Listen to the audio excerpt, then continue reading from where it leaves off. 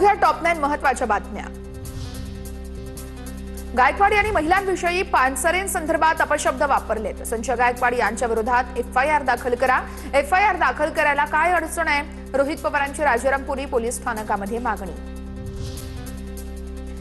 सुनेत्रा पवारांचे भावी मुख्यमंत्री म्हणून बॅनर झळकलेले आहेत। पुण्यातील मार्केट यार्ड या परिसरात भावी मुख्यमंत्री अशा आशयाचे बॅनर्स झळकलेले आहेत। शिवसेना भवनमध्ये आज ठाकरेंच्या शिवसेनेची बैठक असेल। उद्धव ठाकरेंच्या उपस्थितीमध्ये शिवसेना भवनमध्ये बैठक असणार आहे। परभणी लोकसभा मतदारसंघातील पदाधिकाऱ्यांची ही बैठक होणार आहे।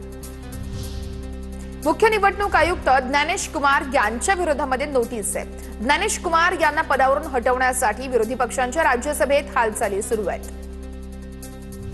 बागेश्वर बाबांना आपल्या अक्कलेचे तारे तोडलेले आहेत। छत्रपती शिवाजी महाराज युद्ध करताना थकले, आपण थकलो, त्यामुळे त्या राजपाट सांभाळा असं शिवराय रामदासांना म्हणाल्याचा बागेश्वर बाबांना दावा केलेला आहे। वैष्णोदेवी मंदिरामध्ये अर्पण केले जाणारे चांदीचे दागिने बनावट आहेत। 550 कोटींच्या चांदीपैकी फक्त 30 कोटींची चांदी खरी आहे। 20 टन चांदीच्या दागिन्यांपैकी केवळ 5% चांदी शुद्ध असल्याचं समोर आलंय। कामकाजात बेशिस्तपणा आढळल्यानं आमदारांच्या स्वीय सहाय्यकांना प्रशिक्षण देण्यात येणार।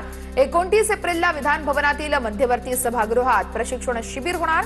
विधानमंडळ सचिव विलास आठवले स्वीय सहाय्यकांना 2 तास प्रशिक्षण देणार आहेत। मराठी भाषेच्या सक्तीमुळे धुळ्यातील परप्रांतीय रिक्षा चालक उत्तर प्रदेश बिहारच्या वाटेवर आहेत। या सक्तीमुळे मुंबई नालासोपारा आणि उपनगरांमधील अनेक परप्रांतीय रिक्षा चालक परतीच्या वाटेवर आहेत।